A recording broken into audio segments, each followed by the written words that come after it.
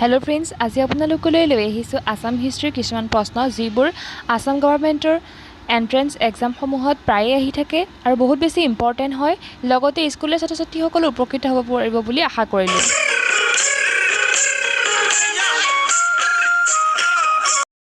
What was the ancient name of Assam?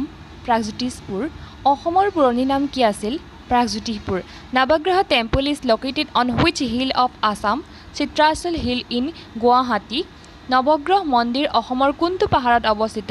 Chitrachal পাহাৰ গুৱাহাটীত আছে। According to Yogini Tantra, Kamrup, ancient Assam is divided into how many parts? 4 parts: Ratnapitha, Kampitha, Swarnapitha and Somarpitha. যোগিনীতন্ত্ৰৰ মতে পুৰণি অসম কামৰূপক কেইটা ভাগত ভাগ কৰা হৈছে? 4টা ভাগত: ৰত্নপীঠ, কামপীঠ, স্বৰ্ণপীঠ আৰু Soumarpith. Who was the first king of ancient Assam? Pragjyotispur. Mahiranga Danava. He established the Danava dynasty. পুৰণি অসমৰ অৰ্থাৎ প্ৰাগজ্যোতিষপুৰৰ প্ৰথম ৰজাজন কোন আছিল? মহিৰংগ দানৱ। তেখেতে দানৱ বংশৰ প্ৰতিষ্ঠাতা আছিল। Who was the founder of Bhauma dynasty? Narakasura. ভৌম বংশৰ প্ৰতিষ্ঠাতা কোন আছিল? Narakasur. Who was the founder of Varman dynasty? Pushyavarman, a contemporary of Samudragupta. Barman বংশৰ প্ৰতিষ্ঠাতা কোন আছিল? পুষ্যবৰ্মন, তেওঁ সমুদ্ৰগুপ্তৰ সমসাময়িক আছিল। Who was the greatest king of Burman dynasty? Bhaskar Barman. Barman বংশৰ শ্ৰেষ্ঠ ৰজা কোন আছিল? ভাস্কৰ বৰ্মন।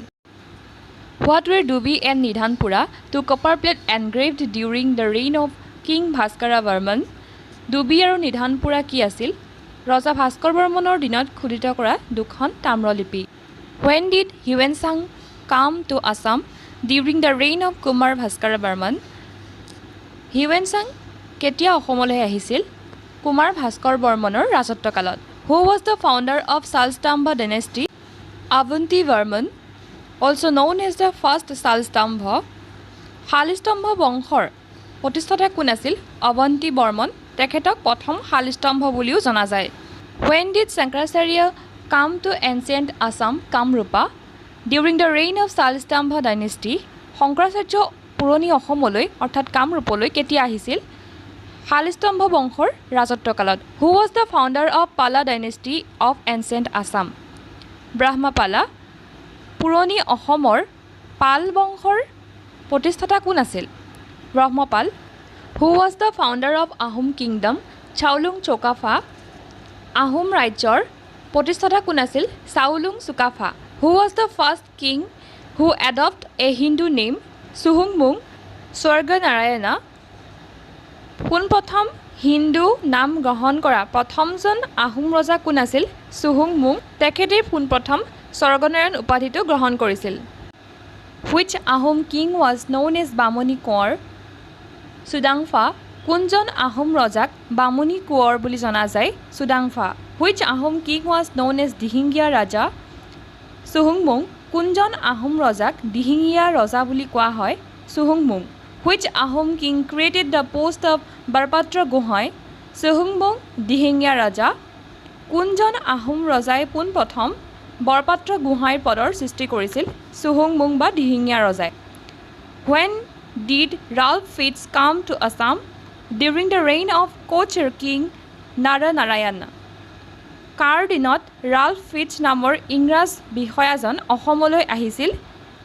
কোচ ৰজা নৰনাৰায়ণৰ ৰাজত্বকালত। Who was the father of Lachit Borphukan? মমাই Tamuli Borbarua. Lachit বৰফুকনৰ পিতৃ কোন আছিল? মোমাই Tamuli Borbarua. When was the battle Saraighat?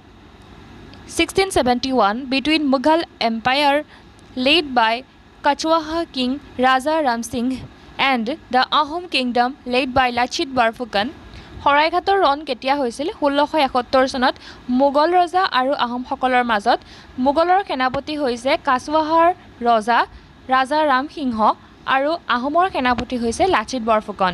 Which period of Ahom rule was regarded as the period of crisis? 1603 AD to 1673 AD. During this period there was a long clash between Ahom and the Mughals. কোনখিনি সময়ক আহোম শাসন ব্যৱস্থাৰ সংকট কাল বুলি কোৱা হয়? 1603 খ্ৰীষ্টাব্দৰ পৰা 1673 খ্ৰীষ্টাব্দৰ সময়লৈকে কাৰণ এইখিনি সময়ত মোগল আৰু আহোমৰ মাজত দীঘলীয়া ৰণ হৈছিল। Where did the last Ahom-Mughal war take place?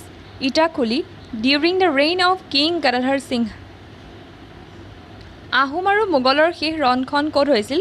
ইটাখুলিত ৰজা গদাধৰ সিংহৰ ৰাজত্বকালত। Who was the greatest king of Ahom kingdom? Rudra Singha, son of Gadadhar Singha. Ahom ৰাজ্যৰ শ্ৰেষ্ঠ ৰজা কোন আছিল? ৰুদ্ৰ Sinha, son of Gadadhar Singh. ৰুদ্ৰ সিংহ গদাধৰ সিংহৰ পুতেক।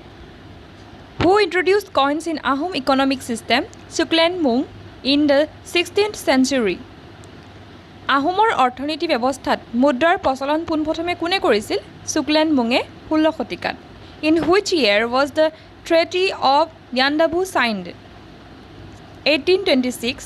কোন চনত ইয়াণ্ডাবু সন্ধি চুক্তি স্বাক্ষৰিত হৈছিল? 1826 চনত। Which Koch king introduced silver coins in ancient Assam? Naranarayan. পুৰণি অসমত কোনজন কোচ ৰজাই পোনপ্ৰথম ৰূপৰ মুদ্ৰাৰ প্ৰচলন কৰিছিল? Naranarayan. Who was the founder of Koch kingdom? Biswa Singha. Koch ৰাজ্যৰ প্ৰতিষ্ঠাতা কোন আছিল? Biswa Singha. Who was the greatest ruler of Koch kingdom? Naranarayan. Koch ৰাজ্যৰ শ্ৰেষ্ঠ ৰজা কোন আছিল? Naranarayan. How many years did Ahom rule in Assam? 600 years. আহোমসকলে অসমত কিমান বছৰ ৰাজত্ব কৰিছিল? 600 বছৰ। Baidyagarh was built by which king? Baidyadev. Baidyagarh কোনজন ৰজাই নিৰ্মাণ কৰিছিল? Baidyadev. Which attack destroyed the kingdom of Kamrup Kamata? Nawab Hussain Shah of Bengal, 1498 AD. কাৰ আক্ৰমণে কামৰূপ কমতা ৰাজ্য ধ্বংস কৰিছিল? বংগৰ নৱাব হুছেইন শ্বাহ, 1498 খ্ৰীষ্টাব্দত। Who was the first king of Sutia kingdom? Birpal. Chutia ৰাজ্যৰ প্ৰথমজন ৰজা কোন আছিল? Birpal. Who was the greatest king of Sutia kingdom? Ratnadhwaj পাল। চুতীয়া ৰাজ্যৰ শ্ৰেষ্ঠ ৰজা কোন আছিল? ৰত্নধ্বজ পাল। The decline of the Ahom kingdom begins with the days of which Ahom king? স্বৰ্গদেউ লক্ষী সিং। কোনজন আহোম ৰজাৰ দিনৰ পৰা আহোমসকলৰ পতন আৰম্ভ হৈছিল? স্বৰ্গদেউ লক্ষী সিংহৰ দিনৰ পৰা। How many years did Kasari rule in Assam? 200 years. অসমত কছাৰীসকলে কিমান বছৰ ৰাজত্ব কৰিছিল? 200 বছৰ। Which period of Ahom history is called as the era of revolution? 1673 AD to 1681 AD. Ahom বুৰঞ্জীৰ কোনখিনি সময়ছোৱাক বিপ্লৱৰ যুগ বুলি কোৱা হৈছিল? 1673 খ্ৰীষ্টাব্দৰ পৰা 1681 খ্ৰীষ্টাব্দলৈকে। Which king of Ahom ruled the Sutia kingdom? সদিয়াখোৱা Gohain. আহোমৰ কোনজন ৰজাই চুতীয়া ৰাজ্য শাসন কৰিছিল? সদিয়াখোৱা Gohain. During the reign of which Ahom king Nawab Mirzumla of Bengal invaded Assam? স্বৰ্গদেউ জয়ধ্বজ সিং। কোনজন আহোম ৰজাৰ কালত বংগৰ নৱাব মিৰ্জুমলাই অসম আক্ৰমণ কৰিছিল? স্বৰ্গদেউ জয়ধ্বজ সিংহ। Where was the first capital of Ahom kingdom? Charaideo. Ahom ৰাজ্যৰ প্ৰথমখন ৰাজধানী ক'ত অৱস্থিত? চৰাইদেউত।